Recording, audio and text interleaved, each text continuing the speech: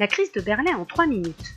À la fin de la Seconde Guerre mondiale, l'Allemagne est divisée en 4 parties et administrée par les pays vainqueurs: États-Unis, URSS, Royaume-Uni et la France. Berlin, qui se trouve dans la zone soviétique, est également divisée en 4 zones. Mais les relations entre les États-Unis et l'URSS se dégradent et la guerre froide s'installe. En 1948, l'URSS met en place un blocus afin d'empêcher le ravitaillement des parties ouest de Berlin. Pendant un an, les États-Unis organisent un pont aérien pour ravitailler les Berlinois.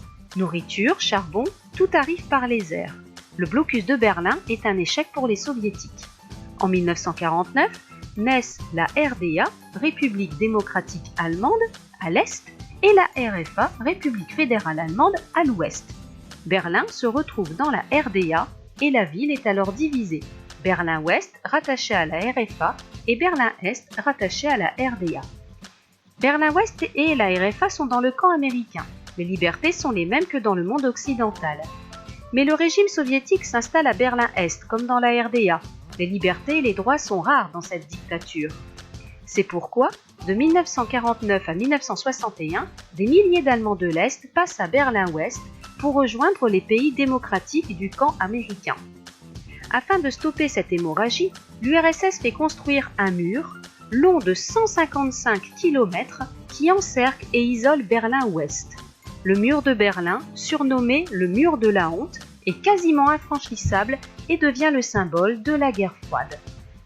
C'est pourquoi, en 1963, le président des États-Unis, Kennedy, prononce un discours devant le mur à Berlin-Ouest où il proclame « Ich bin ein Berliner », ce qui signifie « Je suis un Berlinois ».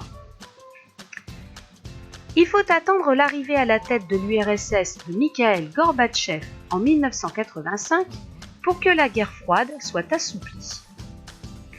Le soir du 9 novembre 1989, un dirigeant est-allemand annonce par erreur qu'il devient possible de passer de l'autre côté du mur.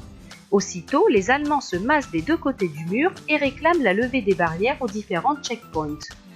Après 28 ans et sous la pression populaire, le mur de Berlin tombe. La chute du mur de Berlin annonce de nouvelles relations entre les États-Unis et l'URSS. D'ailleurs, la réunification des deux Allemagnes en 1990 montre la volonté de tourner la page de la guerre froide.